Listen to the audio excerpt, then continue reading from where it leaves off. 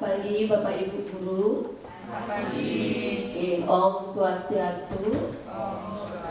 Salam Nama Budaya, salam kebajikan untuk kita semua. Yang terhormat Bapak Kepala SMK Negeri 1 Abang, yang saya hormati Bapak Wakasek yang hadir di ruang guru ini, dan yang saya hormati pula Bapak Ibu Guru yang sudah berkenan hadir dalam acara diseminasi budaya positif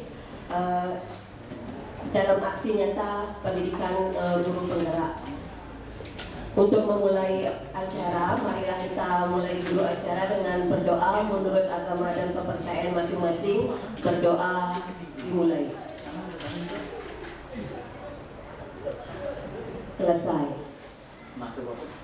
Kemudian sebelum memulai pemaparan diseminasi, ada baiknya kita dengarkan dulu sepatah dua patah dan pengantar dari Bapak Kepala SMK Negeri 1 Abang. Untuk itu dipersilakan. Terima kasih Bu. Sebelumnya ingin mengucapkan kepada Om Swastiastu. Assalamualaikum warahmatullahi wabarakatuh. Salam sejahtera, salam sehat untuk kita bersama.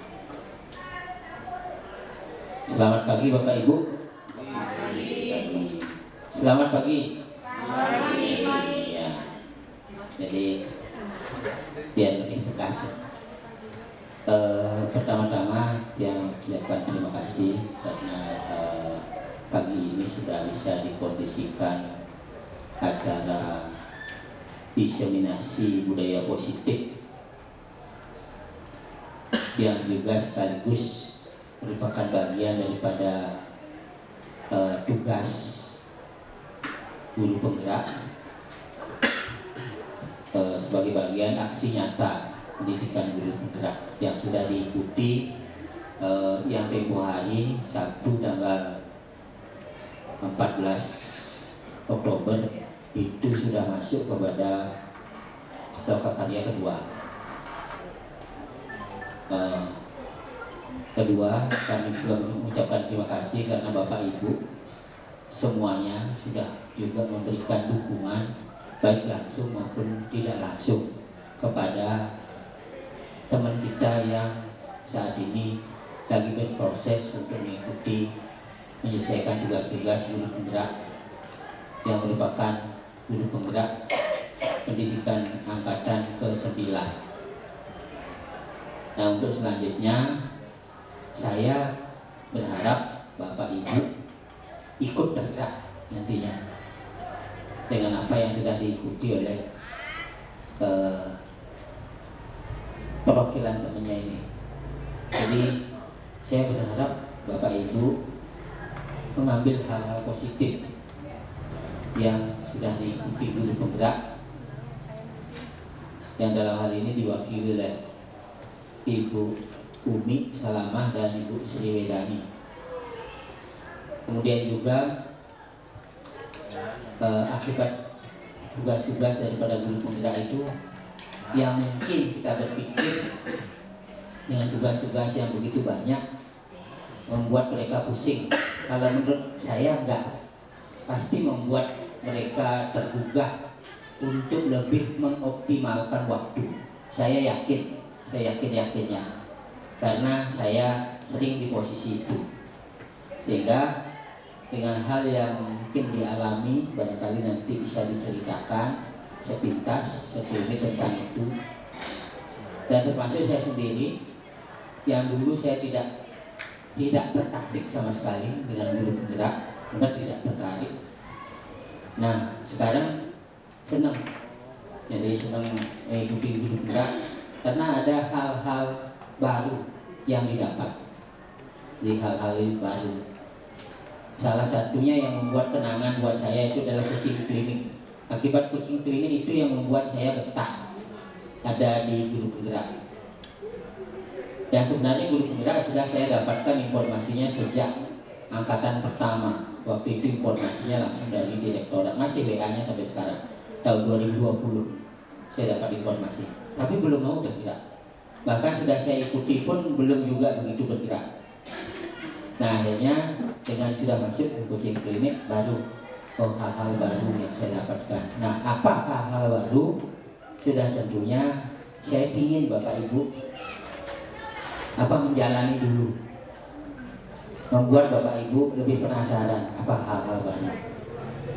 Yang jelas nanti ada poin-poin yang didapat, poin-poin yang didapat. Nah, barangkali juga saya mencontohkan Bu Umi yang ini guru penggerak, rajin menulis, sekarang rajin membaca begitu. Yang dulunya sampai di rumah ketemu anak, ketemu suami, yang tidur-tiduran, mampu gitu. Sekarang enggak. Jadi harus berbagi waktu, berapa menit untuk suami, berapa menit untuk anak gitu. Yakin itu. Karena saya juga seperti itu. Jadi kalau sudah porsi waktunya 15 menit, 20 menit, setelah itu udah haut, tak bisa lagi diajak nego. Ya, pasti menjadi lebih mengoptimalkan waktu, lebih mengefektifkan waktu itu. Nah, untuk selanjutnya saya berharap juga kepada Bapak Ibu dukungan yang sudah diberikan kepada guru penggerak yang ada. Kemudian Pak Edi juga yang sudah memelopori, walaupun beliau dari pengajar praktek yang sekarang ini sudah rekognisi dan sudah berkesempatan mengikuti alih fungsi ke pengawas dan sudah lolos. Walaupun Pak Edi tidak menyampaikan ke saya, datanya saya tahu semuanya. Nah, karena memang izinnya ke saya juga kemarin untuk izin mengikuti alih fungsi guru pengawas. Bahkan kalau tidak salah di Karangasem sekitar ada 12 guru SMK itu yang lolos alih fungsi guru pengawas. Mudah-mudahan nanti ke depan Pak Edi jadi pengawas, pengawasi sekolah kita, memberikan support untuk sekolah kita.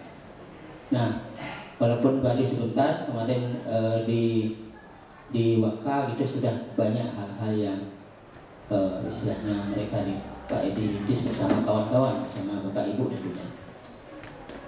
Itu untuk selanjutnya Bapak Ibu mohon bisa disimak apa yang disampaikan sebagai bagian diseminasi selanjutnya, biar bisa berikan dukungan lebih lanjut karena memang waktunya cukup lama itu sampai April 2024.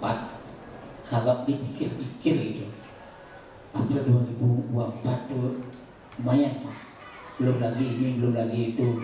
Tapi menurut saya pokoknya jalani aja secara santai, serius, sukses begitu. Santai, kalau memang saatnya tugas harus kerjakan. Ya salah sedikit tak apa-apa, kalau ada waktu perbaiki ya perbaiki gitu. Termasuk Bapak Ibu juga seperti itu. Jangan terus santai gitu, jangan seperti itu. Santai, misalnya tugas-tugas guru juga perangkat mengajar gitu juga santai tetap dikerjakan, tapi ada. Jangan sudah lewat semesternya baru tebak-tebak gitu, ya tidak seperti itu. Nah, sehingga dari pengalaman teman-teman itu saya berharap Bapak Ibu bisa tergugah untuk mengikuti hal-hal yang baru, yang paling tidak itu bisa menggerakkan diri sendiri. Karena satu hal begini, pada prinsipnya kita ya, bukan termasuk saya mungkin juga, itu sebenarnya enggan berpindah dari zona nyaman itu aja. Nah, guru penggerak yang saya tangkap itu ingin diajak untuk kita beranjak dari zona nyaman. Itu ingin diajak kita untuk beranjak dari zona nyaman, seperti yang saya juga alami. Nah, sehingga Bapak Ibu nanti dengan mendengarkan cerita dari Bu Umi dengan Bu Sri, nanti saya harapkan Bapak Ibu mumpung masih waktunya, sudah dibuka CGP Angkatan 11 dan CTP Angkatan 11. Saya berharap Bapak Ibu ada yang bertambah lagi berkeinginan untuk mengikuti CGP. Kalau saya paksa gitu nanti takutnya tengah jalan. Tapi dengan kesadaran sendiri. Untuk Angkatan 11 sudah ada 3 orang yang mengajukan izin. Sudah saya TTE, sudah saya tanda tangani. Sekarang masih mengisi EC mungkin seperti itu. Nah, itu sepintas sebagai pengantar saya, mudah-mudahan ada manfaatnya karena kalau kita sudah terbiasa bergerak dalam hukum momen inersia di IPA itu ada, jika seseorang terbiasa bergerak maka terus ingin bergerak. Tapi kalau seseorang terbiasa diam maka terus ingin diam. Jadi kalau sudah bergerak enggak dia diam. Begitu. Jadi itu yang saya harapkan untuk waktu. Terima kasih atas kesempatannya sudah memberikan kesempatan untuk mengantarkan IP. Selanjutnya saya kembalikan waktunya kepada Bu Umi. Terima kasih. Saya akhiri dengan Param Santi. Om Santi Santi Santi Om. Wassalamualaikum warahmatullahi wabarakatuh. Terima kasih yang disampaikan oleh Bapak Kepala Sekolah. Kemudian di sini kita akan memulai acara desiminasi budaya positif. Kita desiminasi ini bukan hanya sebagai untuk mencapai atau menjawab tugas yang diberikan oleh PGP. Kita di sini tidak ingin menggurui Bapak Ibu, cuma kita hanya ingin berbagi dan juga menyelesaikan tugas dari kegiatan praktek guru penggerak. Untuk itu saya persilakan yang pertama akan mengisi adalah Ibu Nikotur Sri Wedani. Saya persilakan. Selamat pagi semuanya. Kurang semangat. Selamat pagi semuanya. Oke, selamat pagi ya semua. Perkenalkan, mungkin ada yang Bapak Ibu guru yang baru di sini menjadi guru. Saya Nikotur Sri Wedani bersama Bu Umi Salama akan menyajikan materi apa yang kami dapatkan selama pendidikan. Ini kami tidak menggurui ya di sini. Tadi Ibu Umi sudah sampaikan, kita ini sharing, berbagi materi. Yang terhormat Bapak Kepala Sekolah yang sudah memberikan ruang kepada kami untuk melaksanakan aksi nyata pada kesempatan kali ini. Dan Bapak Ibu guru hebat di sini, kita akan belajar sekarang. Mungkin sebelum-sebelumnya sudah mengenal budaya positif, tapi sekarang lebih maksimal kita akan laksanakan bersama budaya positif itu. Silakan Bu Umi lanjutkan. Nah, di sini budaya positif ada beberapa materinya. Itu adalah budaya positif dan nilai-nilai kebajikan universal. Yang kedua, teori motivasi, hukuman dan penghargaan restitusi.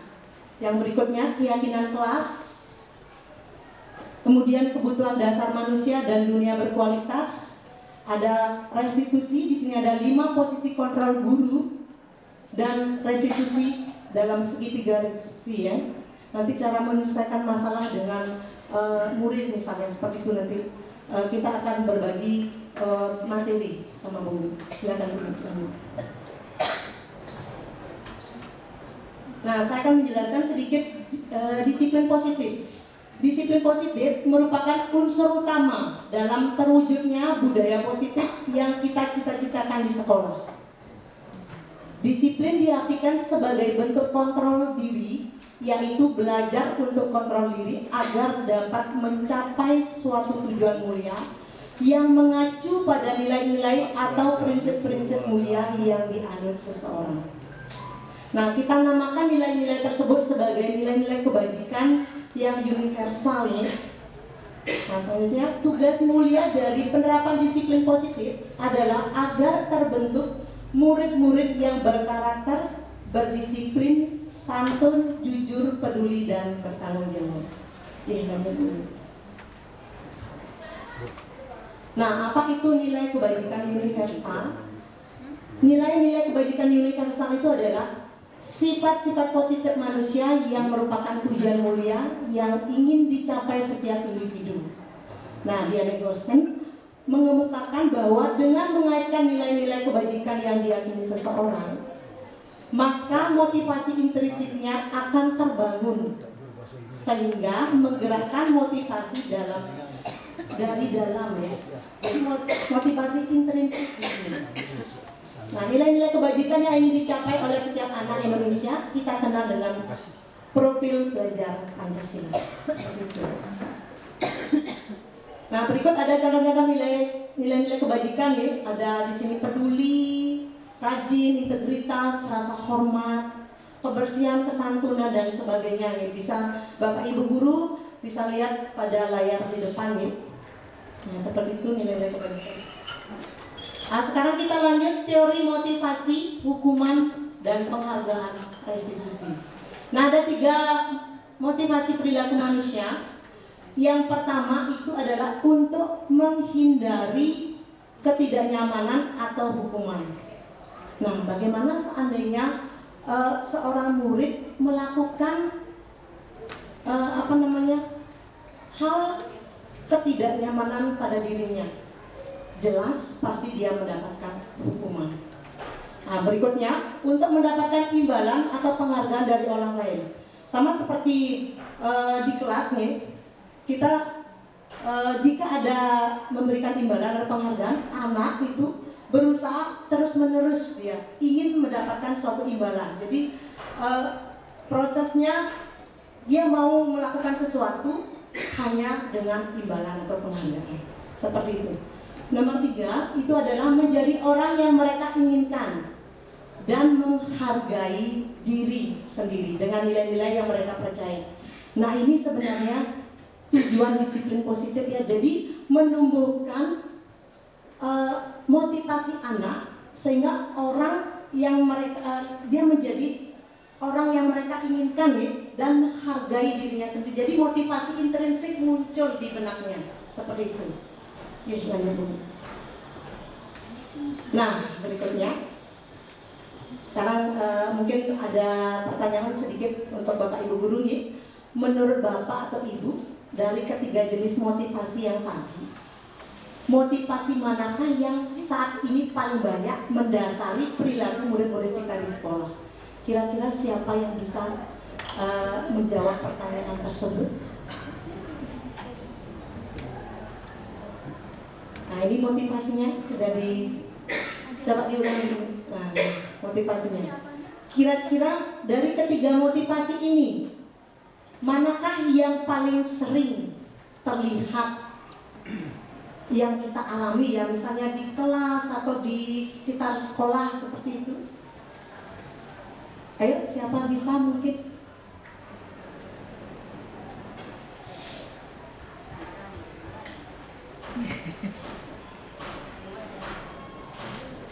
Ari kan. Ya, silakan biar berdiri mungkin.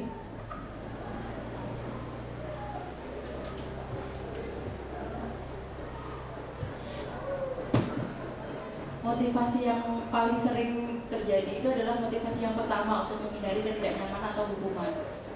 Oke, terima kasih Bu. Tepuk tangan untuk yang lain. Nah, kira-kira apa lagi, Bapak Ibu? Ayo. Yang paling sering kita lihat di sekitar sekolah. Nomor 2. Oke, untuk mendapatkan imbalan atau penghargaan dari orang lain, misalnya seperti apa? Juara ya. Nah, itu ya. Ada lagi? Sertifikat. Nah, jadi masih minim ya motivasi yang nomor 3. Nah, itulah kita akan kembangkan budaya positif di sekolah. Jadi bagaimana cara orang menjadi orang itu yang mereka inginkan. Jadi menghargai diri sendiri dengan nilai-nilai yang mereka percaya. Jadi dia yakin melakukan sesuatu atas motivasi dirinya sendiri, bukan motivasi dari ekstrinsik ya, dari eksternal dari dirinya ya. Terima kasih. Nah, berikutnya, sebagai seorang guru, saat Bapak atau Ibu hadir mengajar di kelas tepat waktu, motivasi apakah yang mendasari tindakan Bapak Ibu? Nah, ini jika mengajar kelas tepat waktu, Bapak Ibu mengajar hadir di kelas nih, apa motivasi Bapak Ibu guru? Silakan coba, siapa yang bisa berpendapat atau berkomentar di sini? Ayo. Mungkin Bu Ari, ayo. Ya, tidak dicatat di daftar tiket.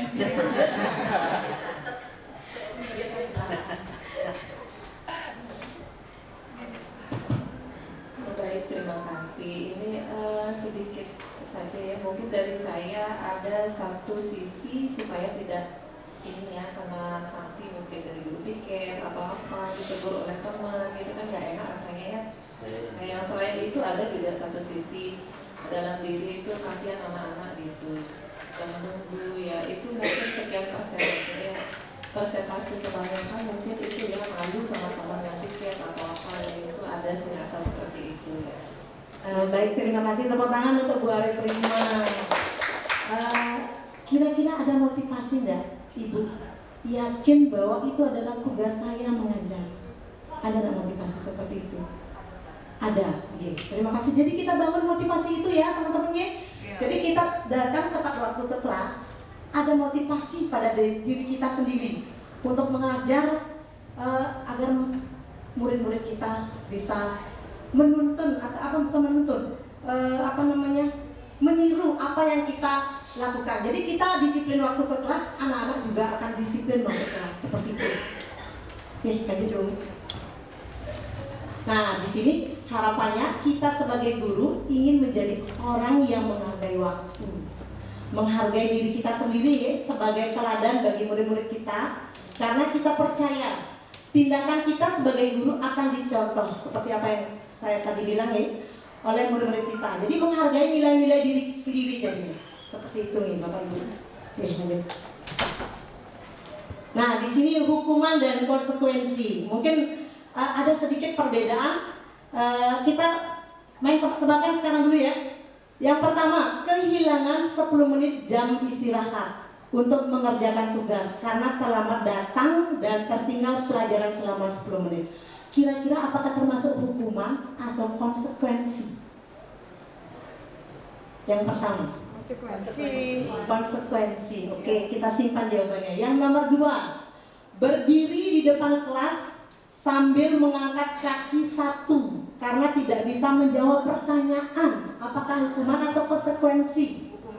Hukuman. Oke, kita pending dulu jawabannya. Yang berikutnya, lari mengelilingi lapangan basket 2 kali karena terlambat hadir ke sekolah.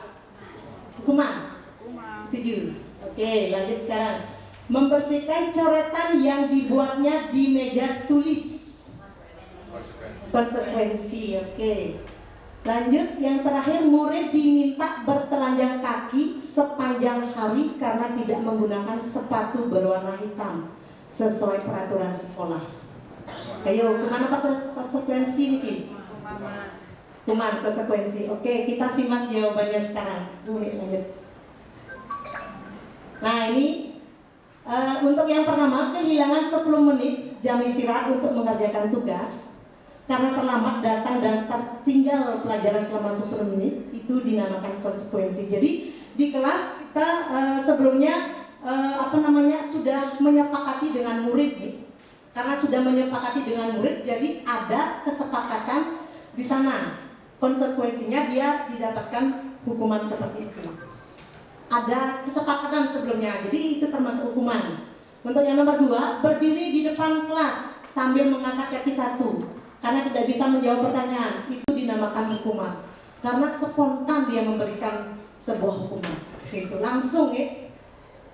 Nah, lari mengelilingi lapangan basket 2 kali karena terlambat hadir di sekolah.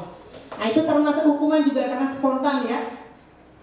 Nah, membersihkan coretan yang dibuat di meja tulis. Nah, termasuk konsekuensi karena sudah melalui kesepakatan seperti itu. Yang terakhir, murid diminta bertelanjang kaki sepanjang hari karena tidak menggunakan sepatu warna hitam sesuai peraturan sekolah. Nah, itu dinamakan hukuman. Jadi spontan ya, anak datang datang ke sekolah, dia melanggar peraturan langsung disuruh bertelanjang kaki sepanjang hari seperti itu. Itu adalah hukuman. Jadi coba langsung Bu Umi.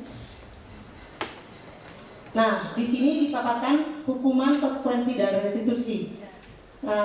Kalau hukuman, sesuatu yang menyakitkan harus terjadi. Konsekuensi, sesuatu harus terjadi. Restitusi merupakan pilihan ya. Yang berikutnya, tidak nyaman untuk murid dia kalau hukuman, atau anak untuk jangka waktu panjang. Jadi dia merasa malu mungkin di hadapan teman-temannya karena merasa dihukum ya. Jadi merasa tidak nyaman muridnya. Untuk konsekuensi itu tidak nyaman untuk murid anak untuk jangka waktu pendek. Jadi karena dia melakukan konsekuensi padahal dia sudah tahu apa yang dilakukan jika melanggar peraturan seperti itu. Restitusi menguatkan untuk murid atau anak dalam jangka waktu panjang. Nah, sedangkan untuk hukuman ini di sini korban mendapatkan keadilan. Konsekuensi korban bisa diabaikan. Nah, sedangkan restitusi korban mendapatkan ganti ya. Nah, untuk hukuman murid anak akan tersakiti jelas ya. Jadi jika memberikan hukuman secara langsung anak itu jadi tersakiti dia. Nah, untuk konsekuensi murid atau anak dibuat tidak nyaman. Kalau menjalankan konsekuensi pasti tidak nyaman mereka. Nah, restitusi murid mendapatkan penguatan ya. Jadi yakin bahwa dirinya mampu melakukan. Motivasi pada diri sendiri yang intrinsik ya. Berikutnya perilaku pasif agresif meningkat. Nah, itu untuk hukuman, konsekuensi penguatan hanya bertahan dalam jangka waktu pendek. Nah, sedangkan restitusi masalah dapat terpecahkan. Nanti untuk restitusi mungkin dilanjutkan sama Bu Umi nanti. Nah, bisa disimak pada layar hukuman, konsekuensi dan restitusinya perbedaannya. Silakan Bu Umi lanjut. Nah, ini juga ya. Ada mode paksaan, stimulus respon dan seterusnya. Nah, keyakinan kelas. Sekarang masuk. Mengapa tidak peraturan kelas? Harus keyakinan kelas. Ada yang kira-kira bisa membantu menjawab, Bapak Ibu? Kalau peraturan kan bersifat memaksa. Kalau keyakinan kelas itu kan bersama-sama itu menyepakati, itu menurut saya. Oke, terima kasih Bu Suri. Tepuk tangan untuk Bu Suri.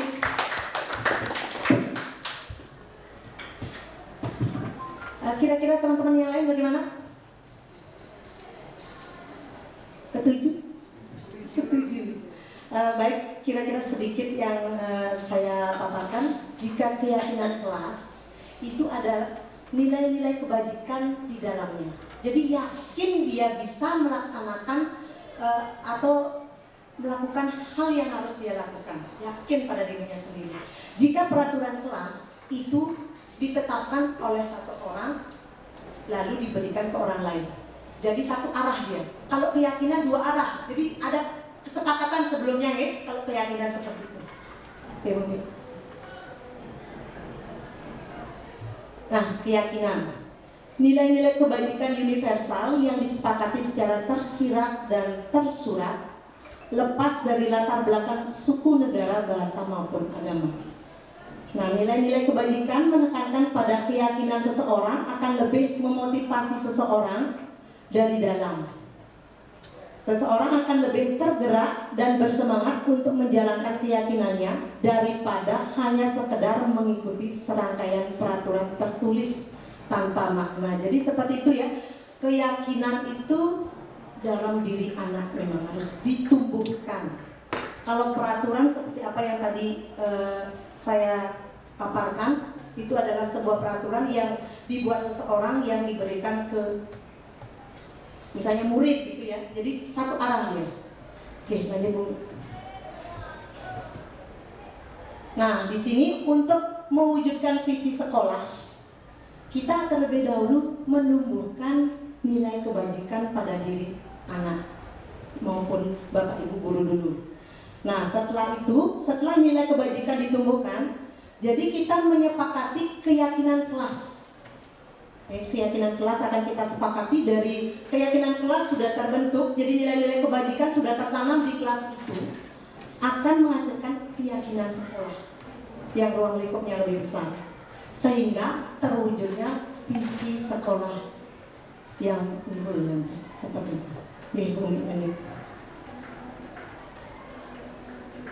Nah, di sini program budaya positif yang akan saya laksanakan yaitu keyakinan kelas. Yang ruang lingkupnya paling kecil dulu saya laksanakan, yaitu di tempat saya mengajar, di kelas-kelas yang saya ampu. Nah, langkah-langkah dalam menetapkan keyakinan kelas itu yang pertama, berdiskusi memunculkan peraturan-peraturan yang perlu ditaati warga sekolah.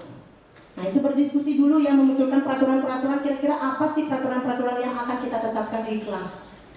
Yang kedua, mengubah peraturan-peraturan menjadi kalimat yang positif. Misalnya ada anak yang mengajukan peraturan tidak boleh datang terlambat. Jadi kita ganti kalimat negatif itu menjadi kalimat positif. Mungkin bisa diganti datang tepat waktu, seperti itu. Yang berikutnya, mencarikan peraturan-peraturan menjadi nilai-nilai kebajikan atau keyakinan kelas. Nah, kita ubah ya peraturan-peraturan itu menjadi nilai-nilai kebajikan. Jadi ada unsur nilai-nilai kebajikannya yang sudah kami tampilkan pada tabel tadi. Seperti itu. Yang berikutnya, berdiskusi mengenai gambaran perilaku yang mencerminkan keyakinan kelas. Nih. Selanjutnya, berdiskusi mengenai peran seluruh warga kelas. Jadi setiap peran itu mengajukan satu keyakinan, misalnya minimal ya, yang akan disepakati di kelas tersebut. Nah, berikutnya yang terakhir ini meninjau ulang keyakinan kelas dari waktu ke waktu. Misalnya ada yang kira-kira tidak kurang bagus ya, nanti kita tinjau ulang suatu waktu seperti itu. Nah, harapannya ini kita sebagai pendidik, tujuan kita adalah menciptakan anak-anak yang memiliki disiplin diri, sehingga mereka bisa berperilaku dengan mengacu pada nilai-nilai kebajikan universal dan memiliki motivasi intrinsik, bukan ekstrinsik. Baik Bapak Ibu, mungkin untuk materi kali ini hanya sekian yang bisa saya sampaikan. Nanti akan dilanjutkan oleh Bu Umi yang super hebat bagi saya nih. Kepada Bu Umi kami persilakan. Terima kasih.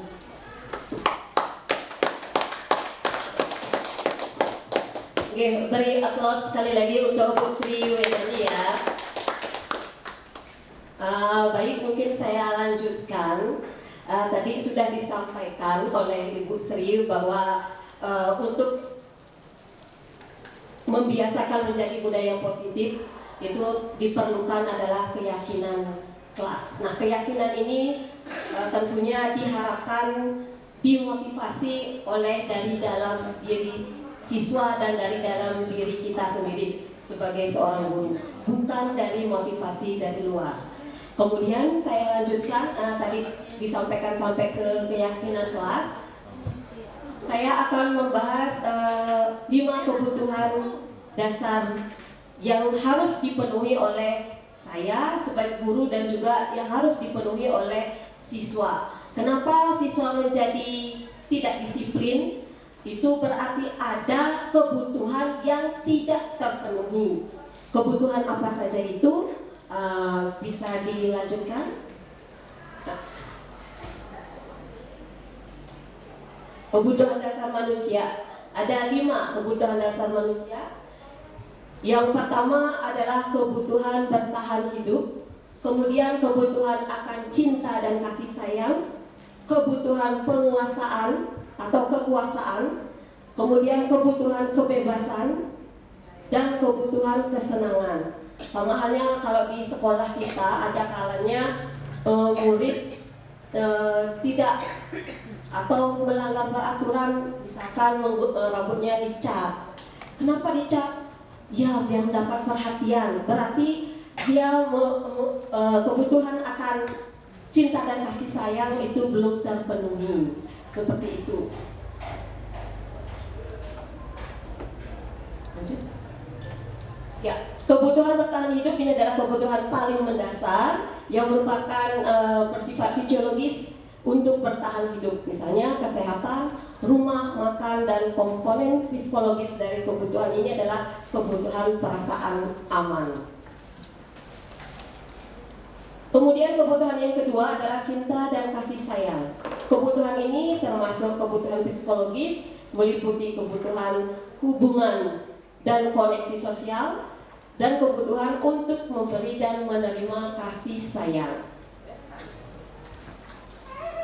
Contohnya seperti tadi yang seperti saya katakan, misalkan ada murid yang melanggar, bisa saja karena salah satu kebutuhan yang dia perlukan tidak terpenuhi. Di rumahnya kurang kasih sayang, akhirnya di sekolah mencari perhatian. Berarti ada satu kebutuhan yang tidak terpenuhi oleh siswa tersebut. Kemudian kebutuhan penguasaan atau kekuasaan.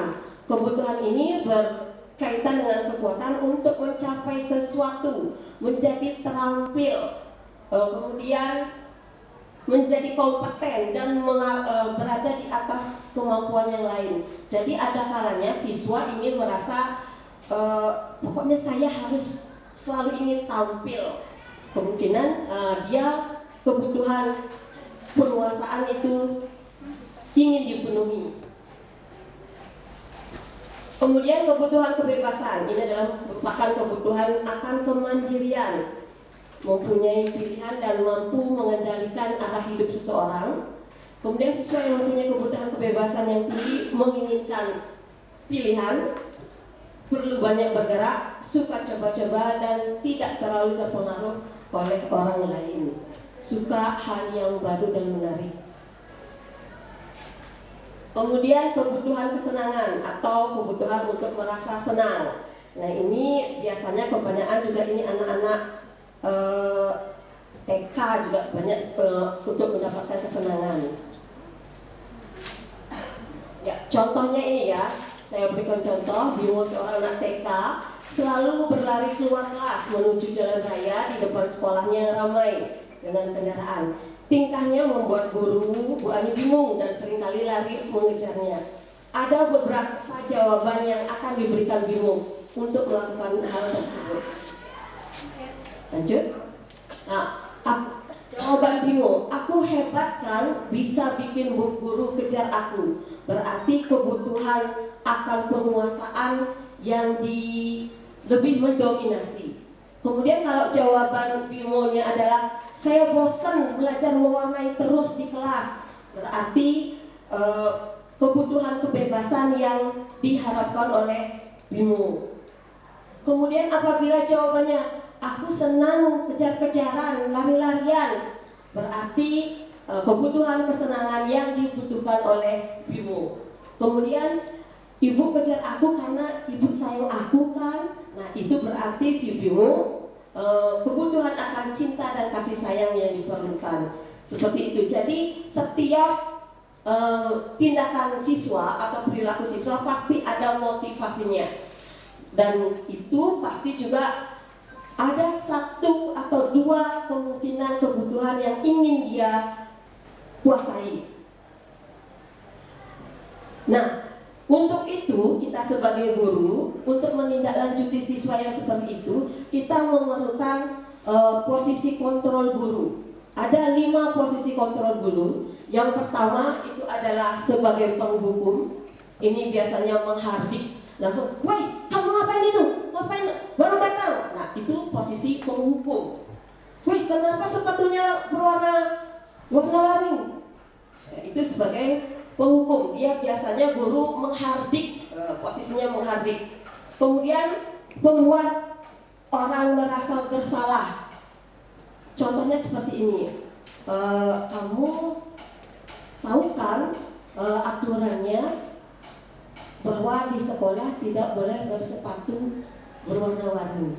Akhirnya dia merasa, oh iya saya salah. Nah itu kontrol guru yang kedua, yaitu membuat rasa bersalah. Kemudian yang ketiga, kontrol guru adalah sebagai teman. Satu kasus yang tadi tidak menggunakan sepatu sesuai dengan aturan. Kalau sebagai teman, biasanya kontrol gurunya adalah, "Nak, tolong dong, bantu ibu dong agar peraturan kita untuk bersepatu kalian ikuti." Biasanya tidak, kita dengan seperti teman. Bahasanya biasanya dengan komunikasinya lebih lembut. Kemudian yang keempat itu adalah sebagai pemantau atau monitor. Jadi ini langsung dengan indikasi aturan. Ini loh aturannya. Jadi kamu sudah melanggar aturan. Jadi dia memantau dari aturan yang sudah ada. Dan terakhir adalah manajer, yaitu merupakan posisi di mana guru berbuat bersama dengan murid, mengajak siswa bertanggung jawab terhadap perilakunya. Jadi diajarkan mulai dari mengajak siswa ngobrol dulu, kemudian menstabilkan siswa dulu, kemudian baru mengajak siswa bahwa perilaku tersebut salah dan mencari solusinya. Nah, ini 5 posisi kontrol guru yang saya dapatkan. Apabila sebagai penghukum, biasanya guru bertindak menghardik, kemudian guru akan berkata, kamu kalau tidak suka melakukannya,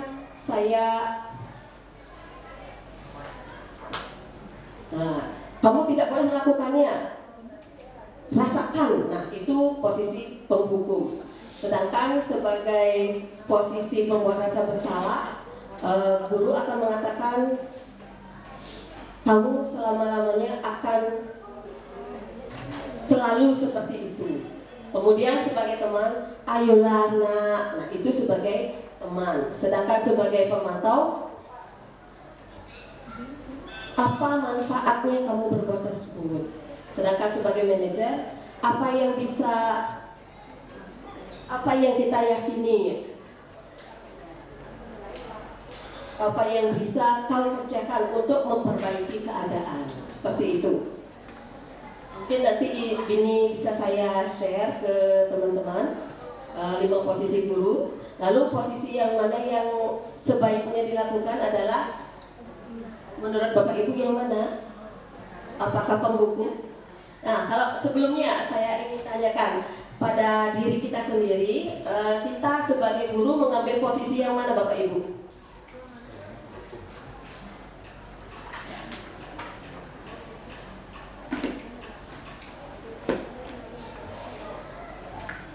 Mungkin Bu Suri, apakah kita sebagai penghukum? Kebanyakan kita introspeksi diri ya. Kita sebagai penghukum, sebagai teman, sebagai pemberi rasa bersalah, atau sebagai manajer. Teman ya. Oke, sebagai teman. Ya, Ibu Dayung Karnita.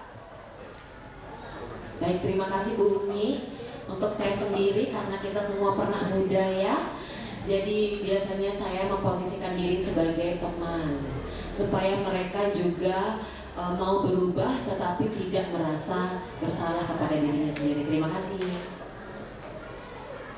Oke, terima kasih ya. Tepuk tangan dulu untuk kita semua.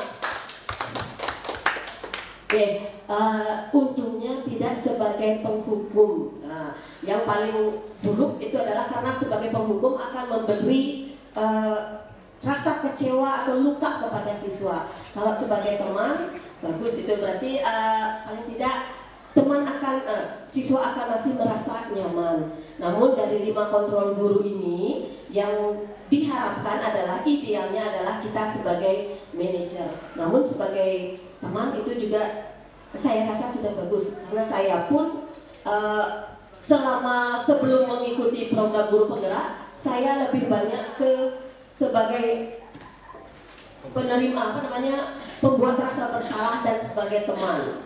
Kalau sudah di lab akuntansi, kemungkinan lebih banyak saya pembuat rasa bersalah, tapi di luar itu saya lebih banyak posisinya sebagai teman. Nah, setelah mempelajari ini, mungkin secara proses kita akan berubah, kita harus bisa berubah agar kita bisa memposisikan sebagai manajer.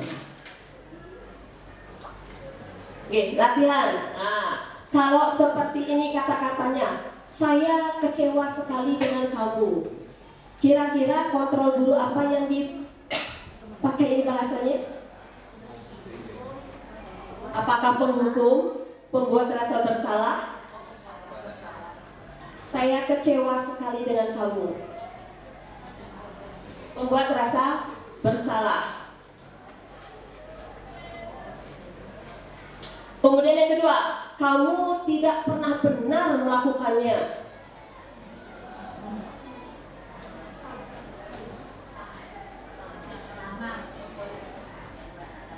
membuat rasa bersalah. Ayolah lakukan demi saya ya. Ya, betul, sebagai teman. Kemudian, apakah kamu mau mendapatkan stiker bintang ini? Sebagai manajer? Biasanya kalau manajer itu dengan memberikan langsung solusi. Kalau bintang, ada 5 kontrol dulu sebagai penghukum, kemudian pembuat rasa bersalah sebagai teman, kemudian sebagai pemantau. Ya, ini sebagai pemantau. Dia dengan aturan atau dengan hadiah, itu dia pemantau. Lanjut. Ya, dan kita lanjut ke segitiga restitusi. Segitiga restitusi ini adalah restitusi tersebut adalah suatu proses menciptakan kondisi bagi murid untuk memperbaiki kesalahan mereka sehingga mereka bisa kembali pada kelompok mereka dengan karakter yang lebih kuat. Restitusi juga merupakan proses kolaboratif yang mengajarkan murid untuk mencari solusi untuk masalah mereka. Jadi dari murid yang mencari solusinya. Ciri-ciri restitusi, yang pertama, restitusi itu adalah bukan menebus kesalahan, namun belajar dari kesalahan. Yang kedua, restitusi itu memperbaiki hubungan. Kemudian yang ketiga, ada tawaran, bukan paksaan. Kemudian restitusi menuntun untuk melihat ke dalam diri. Kemudian restitusi mencari kebutuhan dasar yang mendasari tindakan. Kemudian restitusi adalah cara yang paling baik dan fokus pada solusi serta mengembalikan murid yang berbuat salah pada kelompoknya. Ya, segitiga restitusi itu langkah-langkahnya, yaitu yang pertama menstabilkan identitas dulu. Jadi kalau ada siswa yang melakukan kesalahan, jadi kita stabilkan dulu siswa tersebut. Tidak langsung menghardiknya, tidak langsung menghukumnya, tidak langsung memberikan kata-kata bahwa dia melakukan kesalahan. Kemudian yang kedua, yaitu validasi kebutuhan. Nah, validasi kebutuhan itu ditandai dengan menanyakan alasan siswa yang berbuat salah. Kemudian yang terakhir adalah menanyakan keyakinan. Nilai-nilai apa yang telah kamu yakini kamu langgar. Nah, itu segitiga restitusi. Yang pertama menstabilkan dulu, kemudian yang kedua memvalidasi, dan yang ketiga menanyakan keyakinan. Ya, menstabilkan identitas biasanya diawali dengan semua orang atau kita semua pasti pernah berbuat salah. Nah, itu biasanya diawali oleh kata-kata tersebut. Atau kalau kamu menyalahkan dirimu sendiri terus, apakah kamu bersikap baik pada dirimu sendiri? Itu juga adalah proses menstabilkan identitas. Kemudian yang kedua, validasi kebutuhan. Nah, ini biasanya tujuannya adalah memenuhi kebutuhan dasar dulu, apa sih yang dibutuhkan. Kemudian guru akan berkata, kamu bisa saja melakukan hal yang buruk, tapi kamu tidak melakukannya kan? Nah, seperti itu. Kemudian yang terakhir adalah baru menanyakan keyakinan. Mungkin saya memberikan satu contoh, bisa ditayangkan Ibu.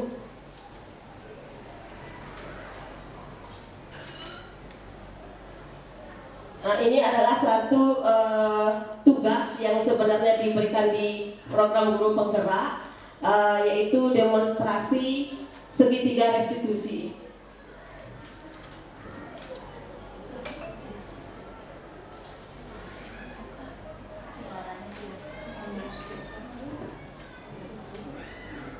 Jadi anak berbuat salah tidak langsung kita hakimi, tapi kita stabilkan dulu identitasnya, kemudian validasi dulu, dan baru menanyakan keyakinan kelasnya.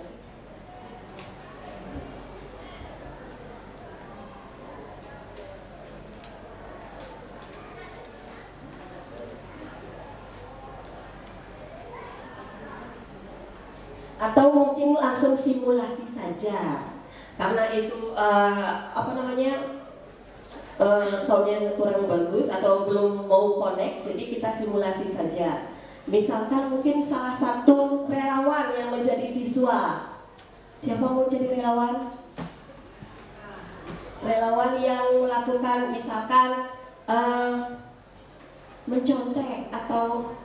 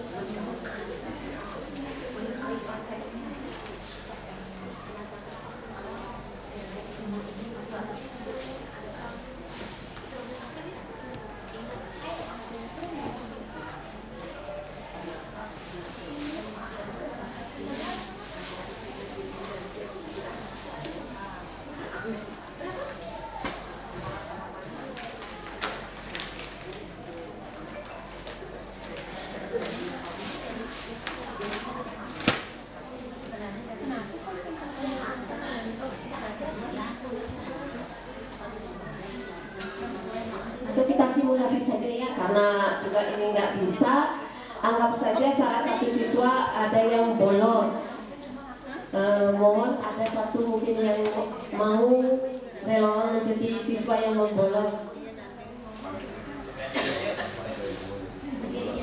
Oke, terima kasih Bu Suri.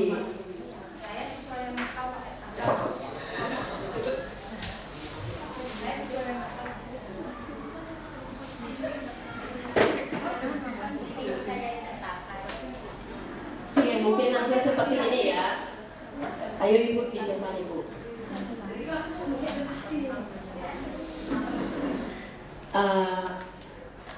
Mohon maaf Ibu Suri, saya langsung panggil nama saja ya, bukan isi Ibu lagi ya. Wayan Suri, kamu tahu kenapa Ibu panggil ke sini?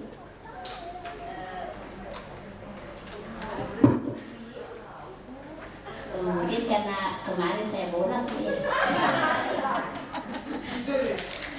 Oh kamu bolos, itu perbuatan salah ya? Salah Bu, tapi terpaksa. Oke, semua orang pasti pernah berbuat salah. Ibu pun pernah berbuat salah. Namun itu proses validasi. Jadi kita menstabilkan identitas dulu, bahwa setiap orang pasti pernah melakukan kesalahan. Kemudian yang kedua adalah identifikasi. Yang kedua validasi.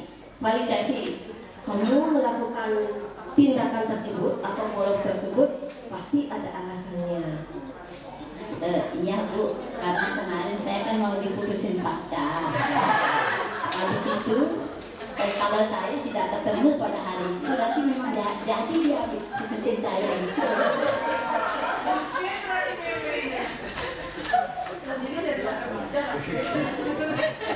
Iya, nah, apakah setelah ketemu langsung diputusin atau tidak?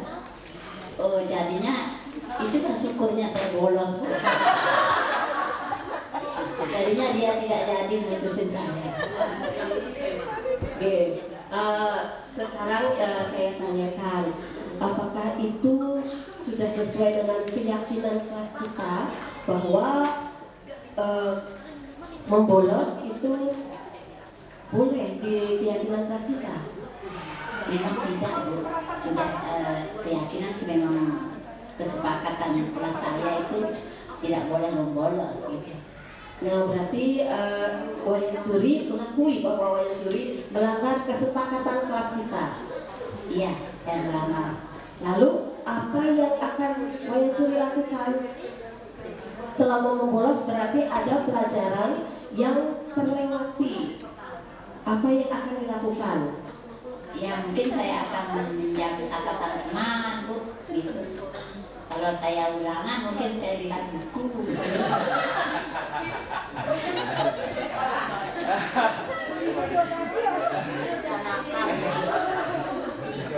Ya, bagus, kamu sudah mau nanti meminjam catatan teman. Namun kamu juga bagaimana kalau di sini proses validasi keyakinan juga memberikan tawaran sehingga dari dia yang akan mencari solusi. Bagaimana nanti sebelumnya karena kamu membolos otomatis Bapak Guru Edi jadinya kemarin tidak ikut. Nah, bagaimana dengan Pak Edinya? Apa yang akan kamu lakukan? Oh, dengan Pak Edi. Kalau dengan Pak Edi mungkin saya akan ke ruangannya begitu, minta maaf, dan kalau ada materi mungkin saya minta materinya sama Pak Edi. Ya, bagus. Jadi kamu sudah tahu kesalahan kamu, sudah mengakui kesalahan, dan sudah akan mencari solusi. Oke, terima kasih Mimi. Ya, terima kasih. Ya, mungkin sekilas seperti itu ya segitiga restitusi tersebut. Yang pertama validasi, tidak langsung ke topiknya, topik kesalahan, tapi memvalidasi dulu, menstabilkan dulu, yaitu bahwa tidak semua manusia pasti berbuat salah, pernah berbuat salah. Kemudian baru validasi adalah menanyakan alasan. Kemudian yang terakhir adalah menanyakan keyakinan. Terima kasih Mesuri. Mungkin itu saja yang bisa saya sampaikan. Mohon maaf apabila ada kekurangan. Nanti kita bisa sharing pendapat lagi. Oke, beri close dengan lebih salaman. Untuk acara berikutnya kita adakan tanya jawab ya bagi Bapak Ibu yang masih ada pertanyaan untuk kami atau masukan untuk kami, disilakan.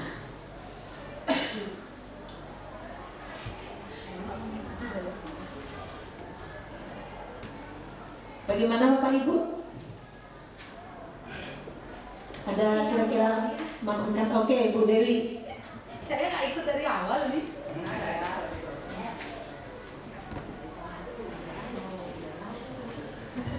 Baik, terima kasih. Jadi gini ya, mungkin video yang ditayangkan Bu Umi tadi yang nggak sempat kita simak itu kan sudah tidak, mungkin lebih bagus daripada yang tadi prakteknya langsung gitu ya.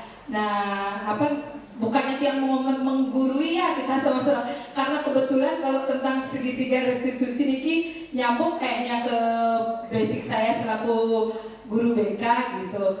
Jadi tadi kalau yang praktek nyata kan ada kalimat yang saya simak langsung, istilahnya guru menyampaikan bahwa itu salah kalau saya di BK. Nah, dengan membolos kemarin itu kira-kira tindakannya Wayan Suri itu seperti gimana? Menurut Wayan Suri tindakannya itu baik atau tidak gitu. Itu harusnya, tapi tadi mungkin karena saya yakin yang di video itu pasti sudah lebih baik, karena ini kan kita dadakan gitu karena akibat tidak didukung oleh fasilitas tadi ya, sound system dan seperti itu.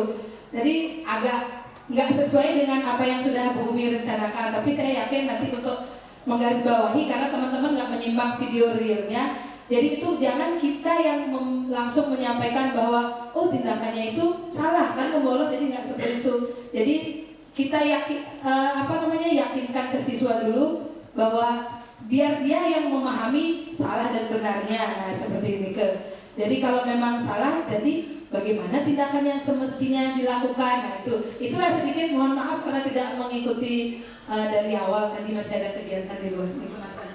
Ya tadi sudah, mungkin langsung saya tanggapi. Tadi tidak langsung menyalahkan ya Ibu. Tadi langsung mungkin saya menanyakan apakah itu tindakan sudah benar. Nah baru kalau dia bilang sudah mengangguk, apakah itu adalah kalau melanggar berarti kamu melakukan kesalahan.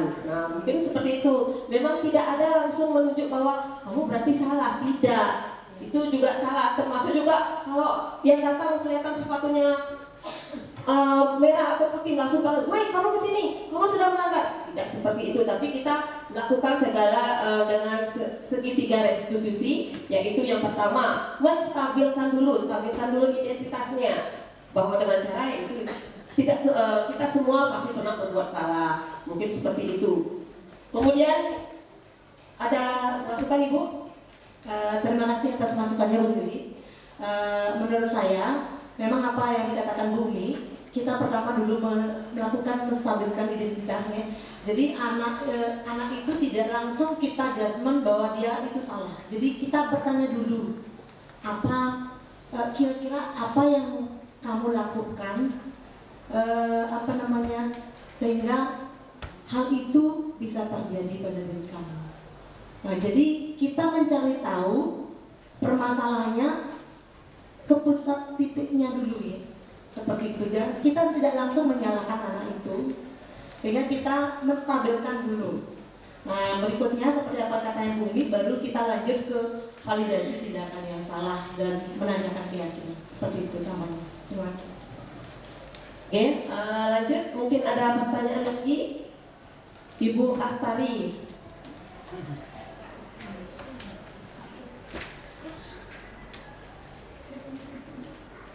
Oke, terima kasih ya Bumi. Terima kasih juga kepada Gus atas kesempatannya.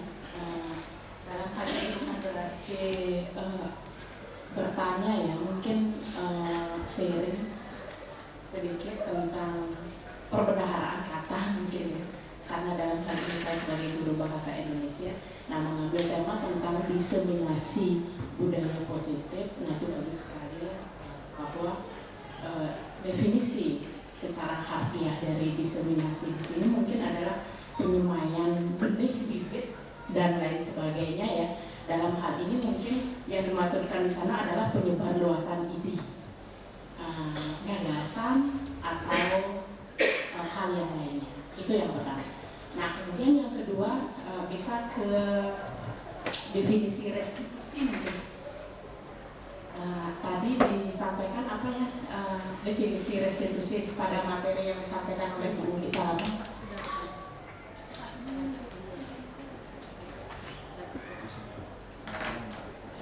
Restitusi itu ya.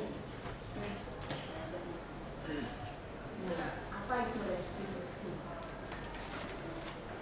Nah, restitusi adalah proses menciptakan kondisi bagi murid untuk memperbaiki kesalahan mereka.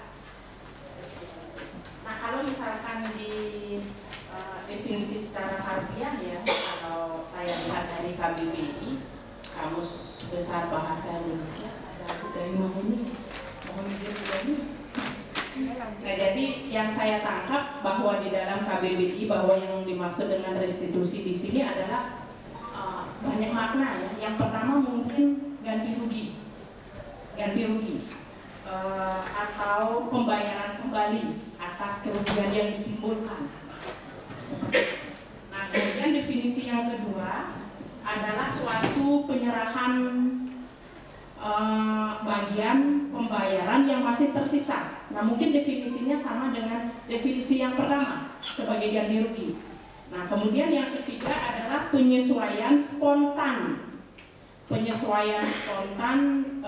dengan anggota atau organ tubuh mungkin ya, organ tubuh bayi misalkan setelah bayi keluar spontan diambil kepalanya. Nah, mungkin kalimatnya seperti itu. Itu bisa dikategorikan sebagai restitusi. Nah, kemudian definisi yang keempat, bahwa restitusi di sini adalah pemulihan kondisi korban. Pemulihan kondisi korban.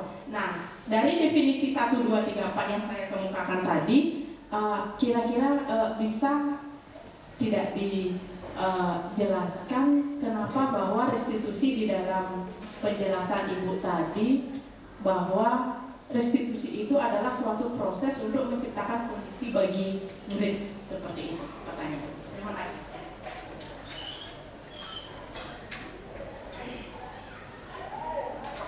Terima kasih Ibu Astari.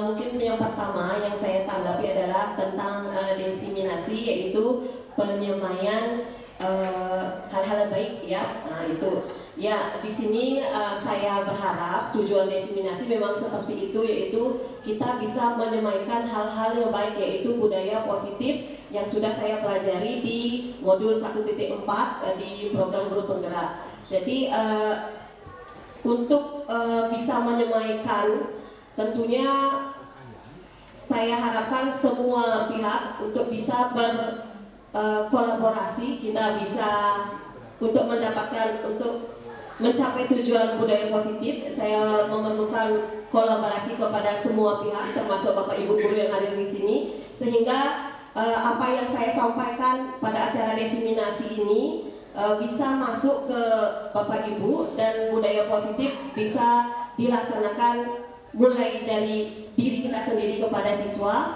Kemudian karena dari diri kita semuanya sudah melakukan budaya positif, diharapkan sekolah kita bisa juga memiliki budaya positif. Itu yang pertama. Kemudian yang kedua tentang restitusi. Terima kasih, saya juga baru tahu perbendaharaan arti dari beberapa restitusi ternyata memiliki makna yang banyak. Namun yang saya ambil di sini adalah restitusi dari Gosen. Dari Gosen tahun 2004. Kalau menurut saya arti restitusi yang paling terakhir adalah pemulihan ya. Yang Ibu tadi sampaikan itu mungkin yang lebih mengena, yaitu pemulihan. Jadi mengembalikan siswa pada kembali ke kelompoknya. Jadi itu mungkin yang lebih tepat. Ya, pemulihan kondisi agar siswa itu bisa ke kelompoknya kembali dengan stabil, mungkin seperti itu. Mungkin ada masukan? Baik, karena waktu dan kegiatan berikutnya adalah acara rapat, jadi untuk itu saya akan tutup, namun sebelumnya akan disimpulkan oleh Ibu Sri Medani. Terima kasih atas kesempatan Bumi. Jadi hari ini kita sudah berbagi mengenai budaya positif. Apa yang kita paparkan sudah kami paparkan ya. Yang pertama tadi ada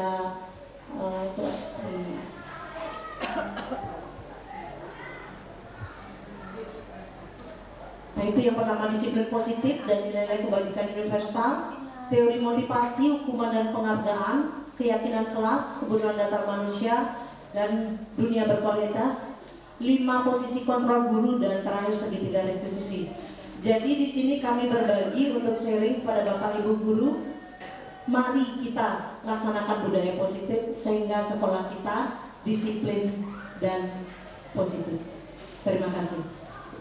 Oke, terima kasih. Saya akhiri, selamat siang dan Om Santi Santi Om.